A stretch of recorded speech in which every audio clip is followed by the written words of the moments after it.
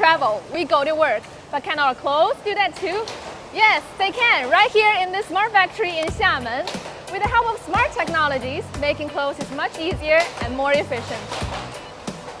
这是我们同安工业园智能生产的最重要的一个车间，也是这个环节是我们目前制衣行业也最难、最关键的节点。然后我们这个车间呢，我们以前传统的车间是每一条生产线都自己备料、自己做，然后堆积严重。然后现在我们这个生产线是通过算法，让每一个人都有合理的工作安排，然后让这个生产很流畅，然后我们的产能环境都是有了很大的提升。我们通过算法技术，让每个员工的效率、生产、收入都提高了很多。The smart factory has slashed the process of making one piece of clothing from at least 15 days to as short as 3.5 hours, increasing production capacity by nearly 28%.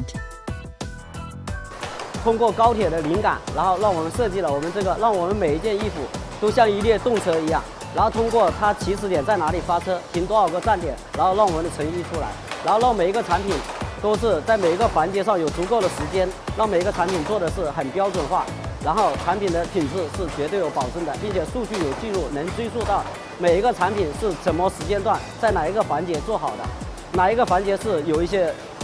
需要规避的问题，所以我们都是每一件衣服都能做到。那我们这个产品还有一个全流程悬挂流水，然后保证衣服的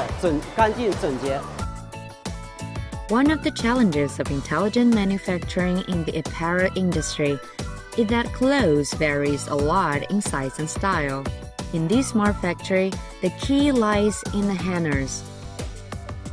现在我手里拿的就是上面流动的这个衣架，